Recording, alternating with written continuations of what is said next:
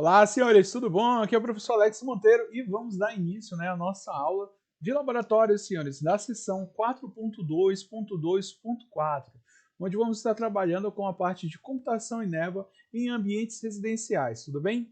Então, mais uma vez, você pode estar acessando o nosso conteúdo e abrindo o nosso laboratório, ok? Você tem a versão em PDF, eu vou deixar em anexo também a nossa versão em Word, senhores, para que vocês possam responder a nossa atividade.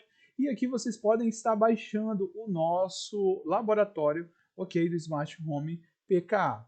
E você vai estar abrindo, no seu Packet Tracer, senhores, aqui.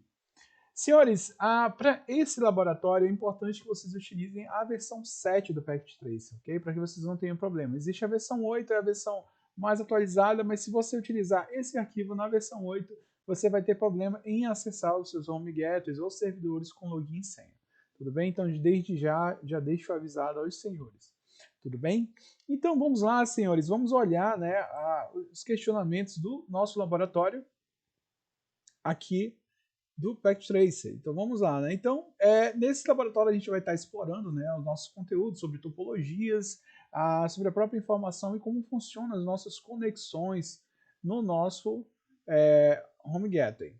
Ok? Na nossa FOG ali, residencial. Senhores, deixa eu só fazer um pequeno ajuste, ok, no nosso ambiente, para que a gente não tenha nenhum tipo de dificuldade, ok, e vamos lá.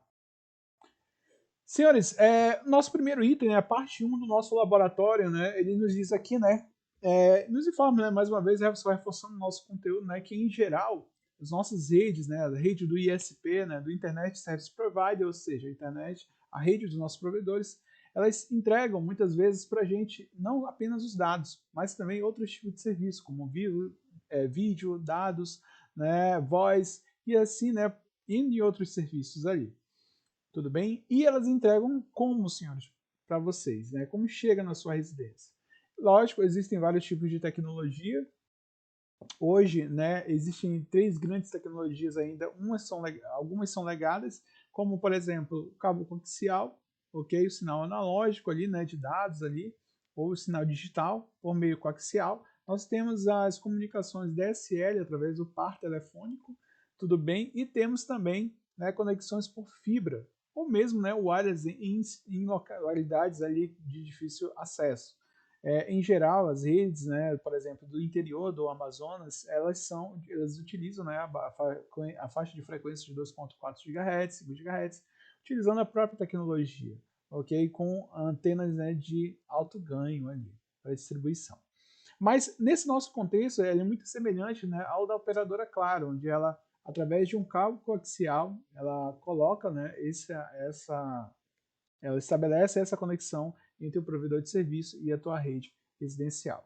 E um item interessante que eles utilizam é justamente o splitter, o splitter coaxial, que permite fazer a divisão, ou seja, dentro do cabo coaxial vem várias frequências de dados, de informação, e esse splitter ele divide, como a gente fala, ele splitta o sinal tanto para a sua TV, tanto para o decoder da sua TV, quanto também, ok, para o seu modem.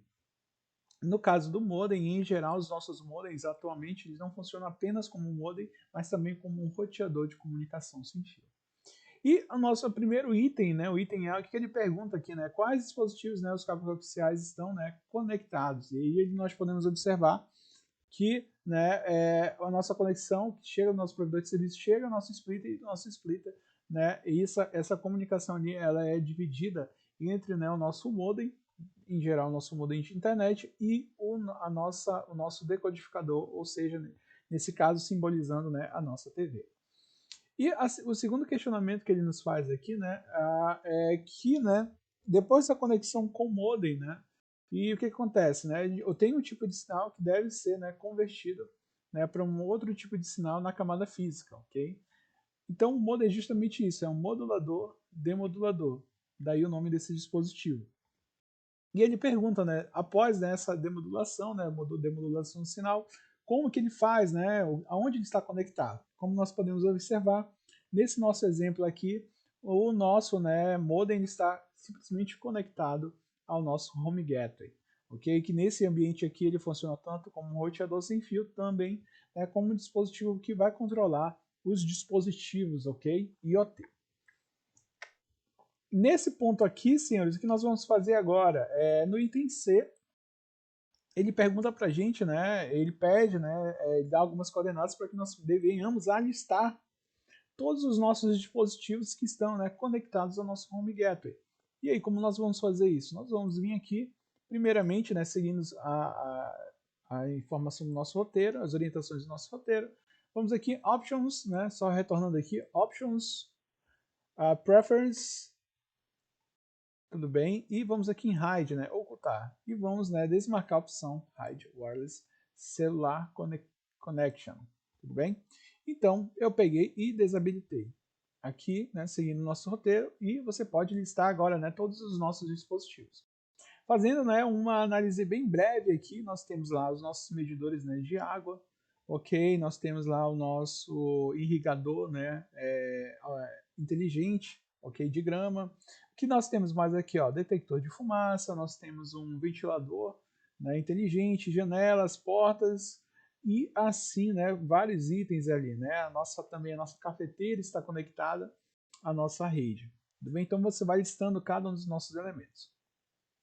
E aí, na segunda parte do nosso laboratório, né, foi um dos laboratórios que nós já fizemos anteriormente, é que cada um desses dispositivos eles precisam necessariamente estarem conectados, senhores, né, ao seu Home Gateway, né, através de um login, senha, né, e autenticando. Em geral, essa comunicação hoje, né, a gente utiliza tecnologias, como nós abordamos, né, como, né, utilizando o protocolo HTTP, como, né, alguns protocolos ali, o MQTT e o COAP. Ok, senhores? Então vamos lá, vamos fazer, né, seguindo as orientações, vamos abrir o nosso tablet, vamos conectar ao nosso dispositivo. Então vou clicar aqui em tablet, vamos aqui em web browser, e vamos digitar, né, o endereço 192.168.25.1. Tudo bem? E vamos logar aqui, né, e ver. E aí vamos ver, né, o que o nosso roteiro pede aqui, né? Ele pede, né, ele pergunta, né, o que é mostrado, né? O que nós podemos observar aqui, senhores, né? Que os nossos dispositivos estão conectados ao nosso Home Gateway, eles não estão apenas configurados, mas o seu login senha ali, né, os seus dados ali foram autenticados para que as informações houvesse, né, as portas tanto, né, para atuação quanto, né, para detecção, né, e envio dessas informações dos sensores. Então nós temos lá o nosso detector de fumaça, o nosso alarme inteligente, a garagem, né, a porta da garagem, a porta também ali, e assim por diante, né, os vários outros itens. E ele pergunta, né, se, né, ele afirma, né, que a nossa porta, né, a nossa porta de dia ela está desbloqueada, tudo bem? E nós podemos clicar, né, e nós podemos agir sobre ela, né, atuar sobre ela. Então vamos clicar aqui, ó, ela era para estar desbloqueada, e você pode, né, estar bloqueando aqui, né, você pode estar trancando a sua porta, né, automaticamente via sistema. É lógico, né, que isso daqui é um simulador, mas em soluções bem mais profissionais nós utilizamos aplicativos de celular e também, né, web browser para estar acessando e gerenciando seus dispositivos IoT. Ok? E nós podemos clicar aqui, né, clicar em Unlock, né, nós podemos bloquear e desbloquear. Então vamos deixar a nossa Smart Door desbloqueada ali. Tudo bem, senhores? E vamos, né, clicar aqui, ó, no detector de fumaça, né, para expandir essa seção e verificar os nossos níveis, ok, de detecção. Como nós podemos observar aqui, né, nosso nível é bem baixo ali, né, 0.91, ou, né, no seu caso também pode estar zerado, caso não tenha havido nenhuma interação com o ambiente. Tudo bem? E, né, ele pergunta para a gente, né, se o nosso smoke detector, né, ou seja, o nosso sensor de fumaça, ele pode ser controlado. Ok, senhores? E como nós podemos observar, ele não pode ser controlado. Lógico que podem existir alguns dispositivos, né, que podem emitir algum sinal, algum alerta, mas não é esse nosso caso. É por isso, né, isso nos ajuda a entender bem, né, e a distinguir bem sobre os nossos dispositivos, ok? Por que nós denominamos alguns como atuadores, né, e outros como como apenas sensores, tudo bem? E né, ele dá uma dica aqui, né, como você pode estar interagindo com o seu dispositivo, por exemplo, ligando ou desligando, né, a sua cafeteira aqui. Tudo bem, senhores? E vamos lá, né? Vamos para nossa, dando sequência ao nosso laboratório aqui. Nesse ponto aqui, senhores, ele pede, né, para a gente começar a verificar, né, os nossos dispositivos, né, verificar o ambiente, né, quando nós utilizamos, né, o nosso carro aqui. E ele pede, né, e ele pergunta para a gente o que acontece, né? A ideia do ambiente inteligente é exatamente isso, né? Dado um determinado número de sensores, né, você pode pré-configurar e ele verifica, faz essa checagem no ambiente e age de forma corretiva, né? De modo, né, a favorecer ali ou, né, atingir um determinado objetivo, que nesse caso é a segurança e o bem-estar dos seus residentes, dos seus usuários. Ele pede novamente que nós possamos acessar, né, o tablet. Eu já deixei ele aberto aqui, o nosso dispositivo, e ele fala para a gente, né, que logar, ok, e no item F, que nós devemos interagir com o nosso carro. Okay? Então, vou segurar a tecla Alt, ao seu Alt esquerdo, e vou clicar no carro aqui, ó, em vermelho. Então, vamos verificar o que acontece. Ele pede para clicarmos no carro e vamos verificar o nosso nível, né, de fumaça. Quando nós voltamos ao nosso ambiente, o que aconteceu aqui? O nosso nível, né, de detecção de fumaça, né, ele aumentou consideravelmente, chegou até o 10. Em consequência, o que aconteceu? A porta da garagem foi aberta automaticamente, a porta da residência foi aberta automaticamente, a janela também foi aberta automaticamente e, né, o nosso ventilador de circulação de ar também foi acionado de forma automática, senhores, aqui. De modo a garantir a ventilação do ambiente, né, e evitar, né, algum tipo, né, de prejuízo, né, aos seus residentes ali, ok? Mas ainda assim, né, diferente, né, do nível que estava 0, ele conseguiu diminuir consideravelmente a ponto, né, de não causar nenhum risco para os seus usuários ali. Ok, senhores? Então vamos lá, né? Então vamos responder as questões, né? O que acontece, né, quando, né, o ar da casa, né, e o carro está sendo, né, utilizado. Então, basicamente, começa a ocorrer, né, um aumento ali da fumaça, né, do gás carbônico, e aí o nosso microcontrolador, né, identifica, né, conectado aos sensores e aos atuadores de forma corretiva a melhorar o ambiente ali. Tudo bem? E o que acontece, né, ali com as portas, né, janelas, né, e o ventilador, né, ele é de fato, né, acionado ao identificar que houve uma alteração dos gases nesse ambiente. Vamos lá, senhores.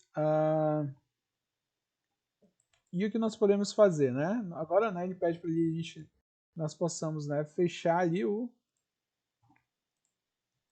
Cadê? Deixa eu voltar aqui o nosso ambiente. O que nós precisamos fazer ali para parar, né?